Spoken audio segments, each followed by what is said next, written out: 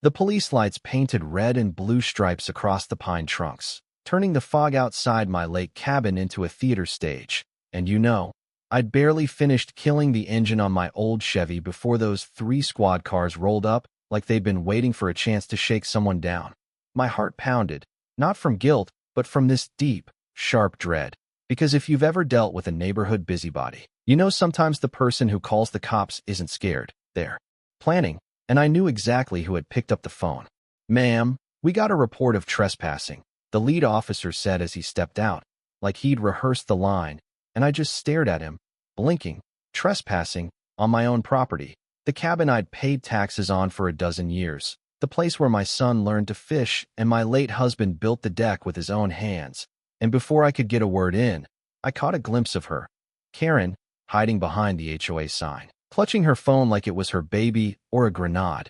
And yeah, that's the same Karen who once threatened to fine me for painting my fence off beige instead of HOA beige. "Ma'am," the officer continued, "the caller claims you broke in after the owners left for vacation." And my jaw just dropped, because the only vacation was mine, and the only name on the tax receipts is mine, carved right into the porch beam. DIY style, from when Mark and I thought that was a good idea. And I told him, slow and careful, "This is my place," pointing to my name on the beam, anger burning, and still. He radioed it in, like maybe I was a world-class liar, and Karen vanished behind the bushes, a grown woman playing hide-and-seek with the law, and I wondered, what was she so desperate to hide? After the officers confirmed the cabin was mine, she was gone.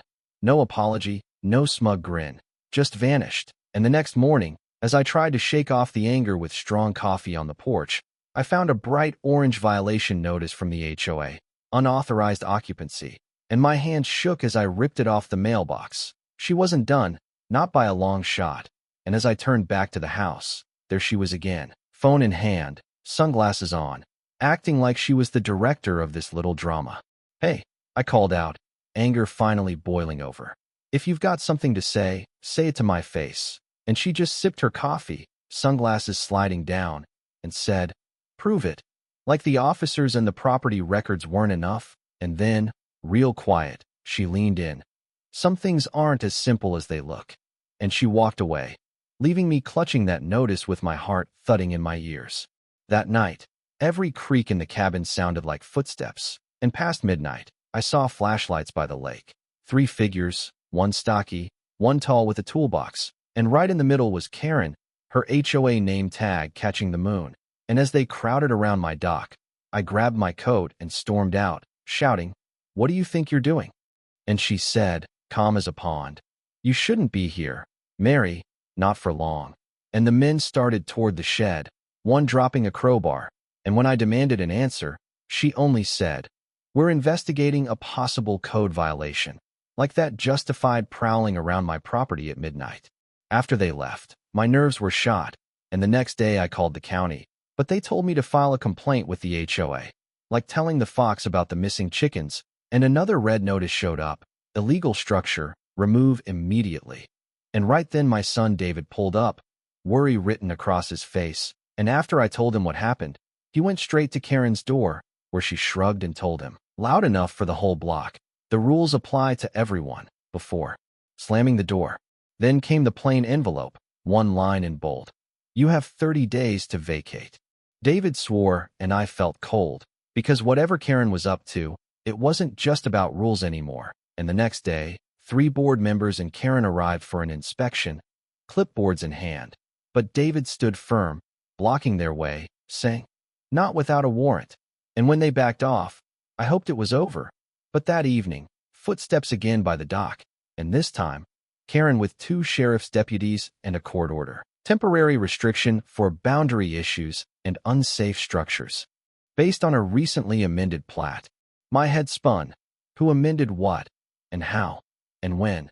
So first thing next morning, David and I went to the county clerk, papers and surveys in hand, where the clerk, Ms. Rivera, dug up a fresh plat, signature scrawled in my name, but not my handwriting, filed by Karen's nephew Todd at a surveying company. And when Rivera saw, she flagged it for review, put a hold on all changes, and told us to gather everything for the hearing. And for the first time, I felt a flicker of hope. We installed a security camera, and by evening, code enforcement tried to haul my dock away with a barge, but the hold from Rivera stopped them cold. And Karen appeared, smile as fake as her paperwork, saying, "Shame when a dock has to go." And as she left, the threat hung in the air. That night, someone tried to tear up the dock again. 3 men with bolt cutters and a pry bar. But blue lights flew up the road. Officer Daniels and Deputy Ortiz, and the men sat shivering on the dock while Karen watched from the trees, refusing to come closer when called, and Ortiz told me, "Record everything, keep copies, call us if anything escalates." Not 24 hours later, a county utility truck arrived, shut off my power for non-payment, an HOA request, not a county order, leaving us in the dark. And as I watched the tail lights vanish, Karen finally emerged, saying, "Common utilities require common compliance." And David snapped, "You cut power on a widow at night and call that safe?" We got an emergency restraining order the next day, thanks to Jenna, David's lawyer friend, and Ortiz delivered it in person. The HOA couldn't touch utilities or the property before the hearing.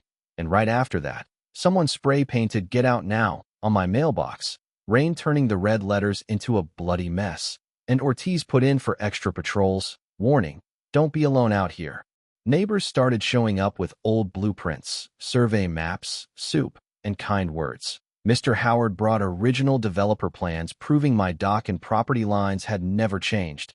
And when County Clerk Rivera herself drove out with certified plats, she confirmed the fraud. Karen's fake plat slipped through in a paperwork rush, but the evidence was solid. And as we gathered our files, Karen arrived to deliver another threat. Board voted. "Your HOA membership is terminated for hostile conduct." Rivera didn't blink.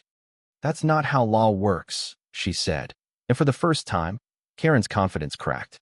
But the board escalated, sending hired men to serve legal notices, accusing me of hazardous materials and demanding emergency seizure.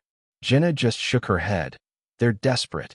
And when we arrived at court, the board was on the steps, handing out smear flyers with my name and address.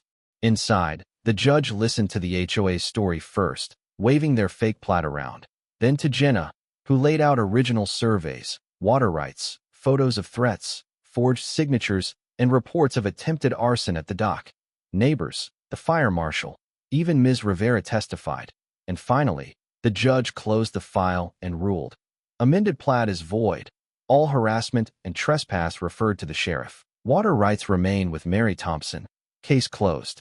Gasps, whispers. Karen left with her lawyer, board members trailing behind, badges falling off.